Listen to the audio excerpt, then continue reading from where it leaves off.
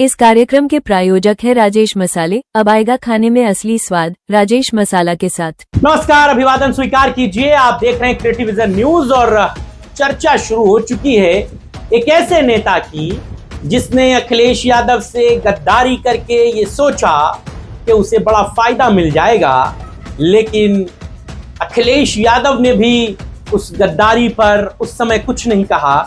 लेकिन ये बात आपने सुनी होगी कि ईश्वर की लाठी में आवाज नहीं होती, लोगों को अपने किए की सजा इसी दुनिया में मिल जाती है। तो उस नेता को अखिलेश यादव की पीठ पर खंजर भोंकना अब नुकसान का सौदा साबित हो रहा है। बात उसी राज्यसभा चुनाव के क्रॉस वोटिंग से जुड़ी हुई है जिसमें समाजवादी पार्टी के 7 विधायकों ने क्रॉस वोट करके समाजवादी पार्टी के प्रत्याशी को हरा दिया था और बीजेपी के प्रत्याशी को जिता दिया था। यह उनके अंतरात्मा की आवाज थी। मामला बड़ा इशू बना था।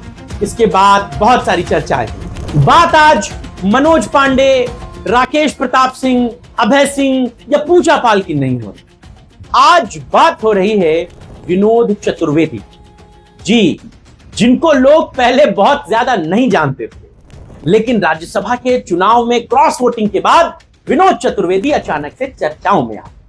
कौन है विनोद चतुर्वेदी और कैसे वो मुश्किलों में फंस गए हैं अखिलेश यादव के साथ राज्यसभा के उस चुनाव में क्रॉस वोटिंग करके, यही कहानी आज आपको बता रहा हूं, क्योंकि चर्चा में आज है विनोद चतुर्वेदी। विधानसभा सीट थी कालपी और कालपी में समाजवादी पार्टी ने टिकट दिया था विनोद चतुर्वेदी। विनोद चतुर्वेदी वैसे तो समाजवादी पार्टी के कैडर के नेता नहीं थे, वो कांग्रेस के नेता थे। कांग्रेस में कभी वो विधायक रहे थे, बाद में उसे छोड़कर वो समाजवादी पार्टी यानी कि अखिलेश यादव के साथ आए। 2022 के विधानसभा चुनावों से पहले उन्होंने अखिलेश यादव के साथ कंधे से कंधा मिलाया और इसी शर्त पर पार्टी को ज्वाइन किया कि मैं पूर्व विधायक रहा हूं, लिहाजा आप मुझे टिकट देंगे। अखिलेश यादव ने भी उनके भरोसे पर अपना भरोसा जताया और उन्हें कालपी से टिकट दिलाया और अपने नेताओं को यह समझाया कि चुनाव होने दो, जीत बड़ी इंपॉर्टेंट।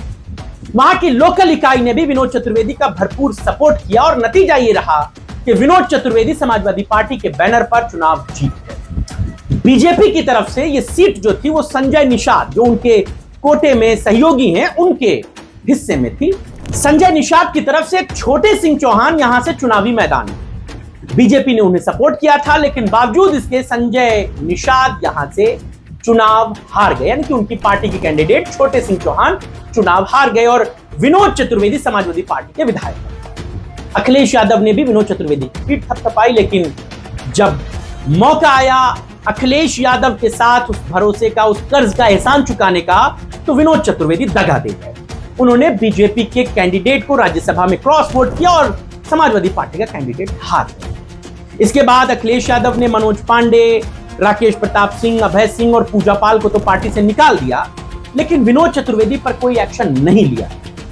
अखिलेश यादव ने अपने बयानों में इस बात को कहा भी था कि पहले जो लोग पार्टी से निकाले गए हैं वो जाकर बीजेपी में मंत्री बन जाएं, बाकी बचे लोगों को भी, यानी कि 3 जो लोग बचे हैं उनको भी बाद में निकाल दिया जाएगा।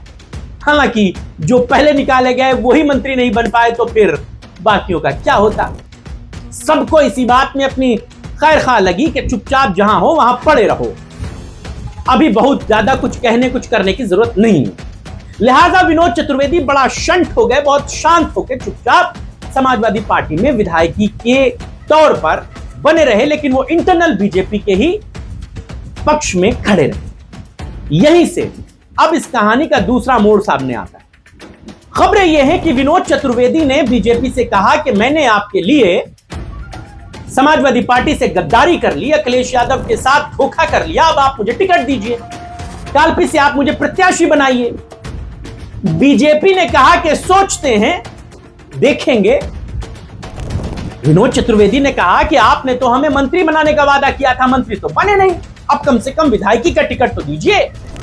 लेकिन खबरें यह हैं कि वो छोटे सिंह चौहान जो समाजवादी पार्टी के खिलाफ निषाद पार्टी के बैनर पर संजय निषाद की पार्टी से चुनावी मैदान में ताल ठोक रहे थे, वो भी बीजेपी में आ गए हैं, यानी कि उन्होंने निषाद पार्टी को त्याग दिया है और बीजेपी से वो खुद काल्पी से टिकट लेना चाहते हैं, विनोद चतुर्वेदी भी बीजेपी से टिकट लेना चाहते हैं और बीजेपी की लोकल इकाई काल्पी में जो एक्टिव है वो भी काल्पी से चुनाव लड़ना चाहती है। यानी कि बीजेपी और सहयोगियों का एक ट्रायंगल काल्पी में बन गया है जो सिर्फ फुटअव्वल की कंडीशन पैदा कर। विनोद चतुर्वेदी जितनी आसानी से बीजेपी में फिट हो लेना चाहते थे उतनी आसानी से वो फिट नहीं हो पा रहे।